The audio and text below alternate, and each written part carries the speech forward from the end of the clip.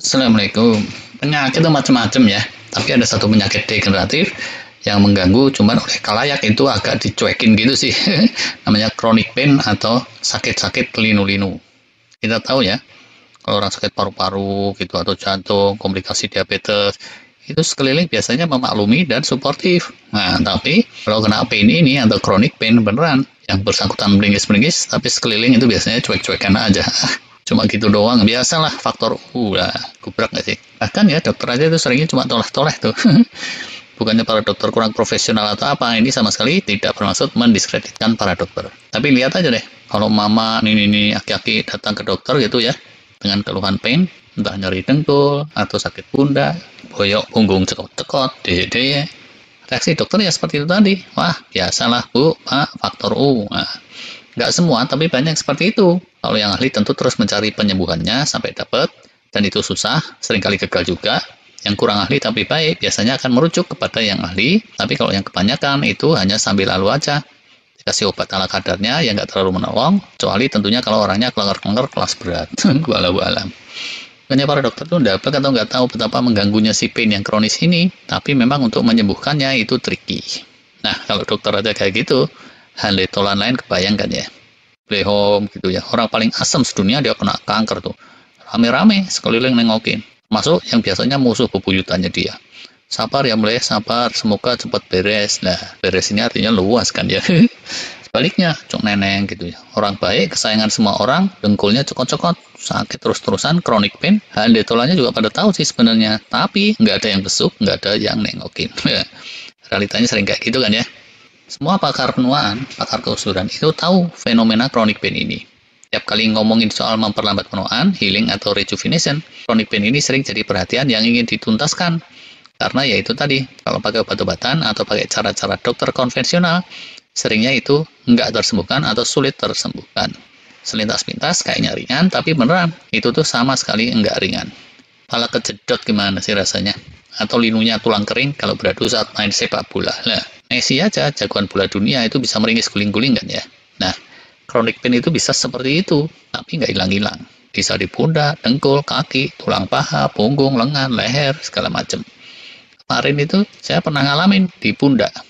Walaupun bisa juga dibilang itu nggak terlalu parah. Keseharian jadi keganggu, padahal dalam kesehariannya itu kan ada amanah kehidupan yang mesti kita jalanin lah ya. Dalam segala posisi dulu itu ya, sakit aja terus. Duduk salah, berbaring salah, posisi tertentu aja rada mendingan. Tapi kita ini manusia, bukan boneka. Kalaupun berbaring enak, selang sebentar mesti ganti-ganti posisi kan ya. Nah, tiap ganti posisi celeng, sakitnya kayak benturan tulang kering tadi. Posisi baru padahal susah juga untuk nemu yang enak. Berdiri aja juga kalau tangan bergerak, udah celeng-celengan. Naik kendaraan, pakai mobil termewah sekalipun, itu tetap aja keganggu. Direndam air juga nggak menolong, berbagai obat dan treatment udah dicoba, tetap aja hilang-hilang. Sinar merah lah, aku mundur, pijit, boreh, apalagi itu dulu itu. Ya gitu ya, karena nyeri yang terus-terusan, susah terlelap tidur. Kalaupun tidur, kualitasnya itu jadi questionable. Padahal, tidur ini intinya dari healing kita. Gara-gara tidur keganggu, seluruh dunia bisa ambiar. Kalau nggak segera ketemu penyembuhnya, itu segenap penyakit kelas berat, jangan-jangan bisa muncul tuh tanpa kita sadari bahwa akar masalahnya pertama itu dari chronic pain itu. Apa sih biang kerok dari chronic pain ini? Ya, pada dasarnya sama aja dengan segala penyakit degeneratif lainnya. Pastilah nggak jauh dari hallmarks of aging yang kemarin dulu itu kita pernah bahas. Terus gimana sih cara nyembuhinnya? Nah, ini persisnya saya sendiri juga nggak tahu. Bahkan sekarang ini saya kumat lagi. Tangan kanan saya ngerasain pain lagi. Karena kemarin itu agak kepelintir lah gitu ya, dalam suatu insiden kecil. Bukan berat kayak dulu, relatif ringan. Tapi kalau ada gerakan mendadak yang salah posisi, itu celeng-celengan nyeri juga. Nggak terus-terusan, tapi hilang timbul gitulah. Udah sekitaran 2 bulan lebih. Astagfirullah. Walaupun saya sendiri ini persisnya nggak tahu ya gimana ngilanginnya. Dari para pakar ada beberapa tips. Pertama ya, yang sering disebut-sebut, itu terkait sel-sel yang meleot atau senescent cell. Ini harus diadres. Obatnya itu dibilang senolitik atau xenomorphic gitu. Tapi nggak mesti berupa obat-obatan. Laku-laku tertentu, khususnya yang bisa memunculkan autofagi atau memunculkan super healing, yang ngencengin stem cell itu punya efek senolitik xenomorphic juga bisa jadi solusi. Soal ini kita pernah bahas. Senescent cell ini dia mengemisikan berbagai racun yang ngencengin rasa nyeri dan peradangan itu. Kalau senolytik itu dia akan memberantas sel-sel senescent, bikin rontok sel-sel itu, sedangkan kalau xenomorphic itu mengubah wujudnya atau menormalisir kayak gitulah ya. Tapi seringkali obat-obatan atau suplemen yang sifatnya senolytik dan atau xenomorphic itu tidak menuntaskan ke akar masalahnya, harap maklum. Keduanya ya yang mesti diadres itu inflamasi atau peradangan. Ini juga idem.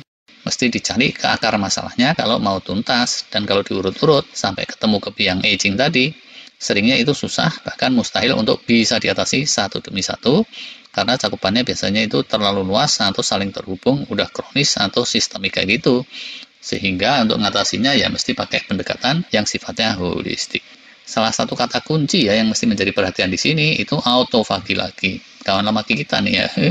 Autofagi ini ada terus sih sebenarnya di tubuh kita. Tapi kalau udah kena chronic pain, autofaginya nggak bisa yang kelas biasa. Mesti bisa dimunculin yang berganda-ganda, dan kita udah banyak membahas tentang ini. Kata kunci kedua itu rebuilding sel-sel yang diiringi dengan kemunculan stem cell yang melimpah ruah. Gimana caranya? Juga pernah kita bahas, mulai dari yang model terapi biotek yang ongkosnya ratusan juta sampai miliaran, atau bisa juga dengan model-model fasting atau semi-fasting yang tersistem dengan benar. Balik-baliknya ya dua kata kunci itulah ya, autofagi dan stem cell. Yang kalau kita cari pemicunya yang murah meriah, ada kata kunci fasting atau puasa, khususnya extended fasting. Dan beneran sih, yang menurut saya cukup menjanjikan atau promising, mulai dari kata kunci fasting ini.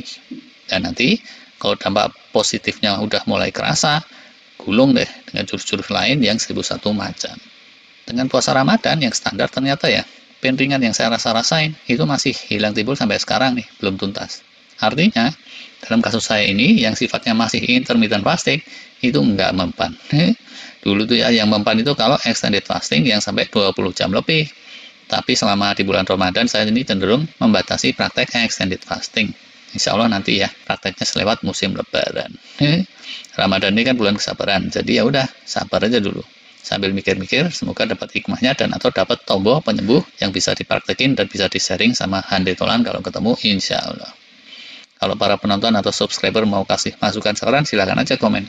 Terus salah satu tambahan lagi ya yang sering disarankan para pakar, itu mesti dikurangi atau di-stop makanan-makanan yang cenderung jadi kompornya inflamasi atau peradangan.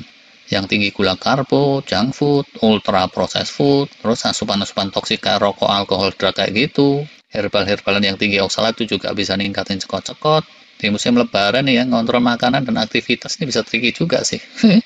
Dulu itu beneran alhamdulillah bisa hilang belas, walaupun sepanjang jalan itu saya nemuin dan nyoba-nyoba banyak cara dan tips yang nggak manjur sama sekali untuk mengurangi chronic pain.